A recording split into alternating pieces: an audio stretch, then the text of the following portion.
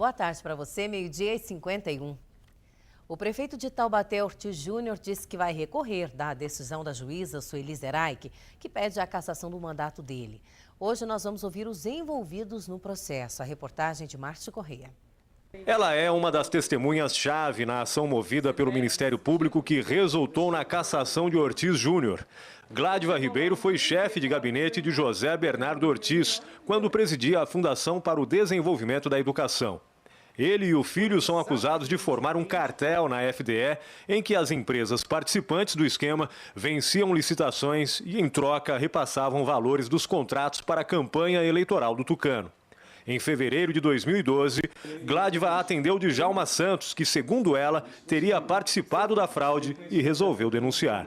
Eu recebi a pessoa do Djalma Santos no meu gabinete, na FDE, junto com o presidente da FDE, o José Bernardo Ortiz, e sugeri, formalmente, para que ele tomasse as providências cabíveis, diante da gravidade da denúncia, o que não ocorreu. O que o Bernardo Ortiz falou para você?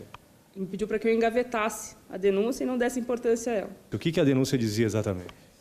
A denúncia falava sobre a formação de cartel, sobre a facilitação do Júnior, juntamente com o Djalma, dentro da FDE, para que as empresas saíssem vitoriosas e pagassem uma porcentagem de 5% a 10%. Na coletiva em que rebateu as denúncias, o prefeito usou como defesa pareceres favoráveis do Tribunal de Contas e da Corregedoria do Estado, que não identificaram irregularidades. Falta competência, capacidade jurídica para fazer a análise do ponto de vista da formação de cartel da improbidade. Essa competência ela cabe ao judiciário, É o processo que corre pela 14ª Vara da Fazenda Pública de São Paulo que vai definir se houve realmente as irregularidades ou não no ponto de vista processual, no ponto de vista de improbidade administrativa e até mesmo do ponto de vista criminal. Quer dizer, então, que esses pareceres favoráveis ao Júnior, na realidade, não eliminam a possibilidade de cartel lá no FDE? De forma alguma, de forma alguma. Eles não têm competência, não têm ingerência para julgar esse aspecto.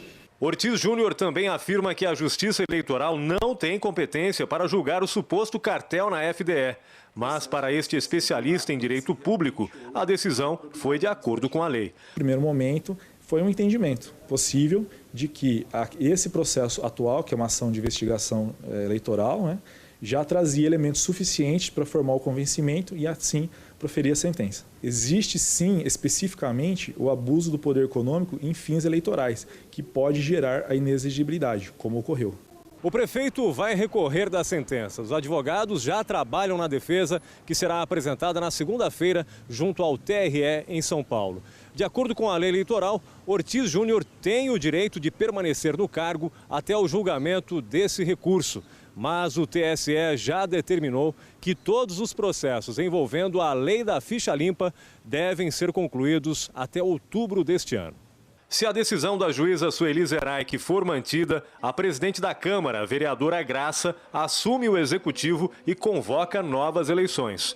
Para este cientista político, com o prefeito na Berlinda, Taubaté vive uma crise de poder. O que pode acontecer é que, diante dessa desconstrução da figura política, algumas maldades que são freadas pelo poder institucional legalizado pelo Executivo aflore.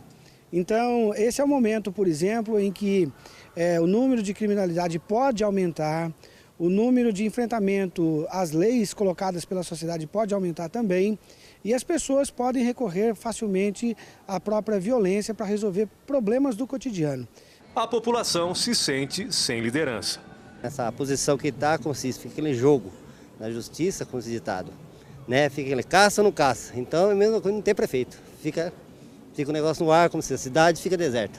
O povo teria que ter visto antes, Agora, só Deus. Fica esquisito, Porque com o prefeito mesmo já está tudo ruim, já pensou sem prefeito. Daí que fica ruim, Sindicalistas da General Motors foram recebidos pelo prefeito de São José dos Campos, Carlinhos Almeida, na noite de ontem. Carlinhos Almeida prometeu procurar a direção da empresa para tentar manter os empregos na montadora.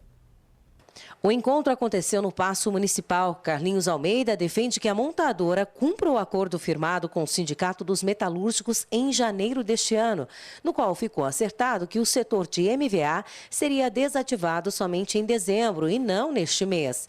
O Sindicato dos Metalúrgicos não aceita a demissão de 827 operários que trabalham neste setor que fabrica o modelo Classic.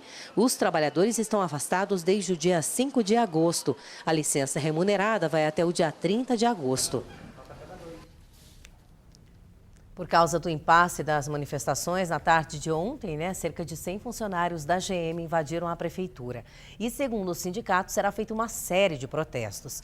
Uma nova reunião entre a empresa e o sindicato está marcada para amanhã na sede do CIESP. O sindicato não concorda com a decisão da montadora, mas a GM não se pronuncia sobre o caso. E ainda em Taubaté, por volta das 5 horas da tarde de hoje, um grupo de manifestantes ateou fogo em plena Praça Campos Sales, no centro. O protesto aconteceu em frente ao camelódromo. Os manifestantes fecharam a via e atearam fogo em pedaços de madeira e lixo. O corpo de bombeiros foi acionado. Houve princípio de tumulto e a força tática da Polícia Militar dispersou os manifestantes. Um homem foi preso. Segundo os manifestantes, o protesto teve início depois que a prefeitura entregou uma notificação exigindo a retirada de algumas barracas em 24 horas. Os primeiros policiais que chegaram no local foram recebidos aí com algumas pedradas, mas nenhum policial foi atingido. Um das pessoas que estava articulando essa interdição de via, inclusive, foi flagrado colocando fogo nos paus. Saiu, se evadiu do local, foi detido pelos policiais mediante força, porque ele acabou resistindo. Conduzido ao DP, está sendo feito um boletim de ocorrência na delegacia contra esse indivíduo. Os demais policiais, quando chegaram no local, a chama estava um pouco alta, causando risco para as pessoas que estavam próximas. Então nós solicitamos para que essas pessoas saíssem de perto do fogo, para que não houvesse nenhum tipo de lesão, nenhum tipo de problema, alguém ferido, alguém machucado, até a chegada do Corpo de Bombeiros.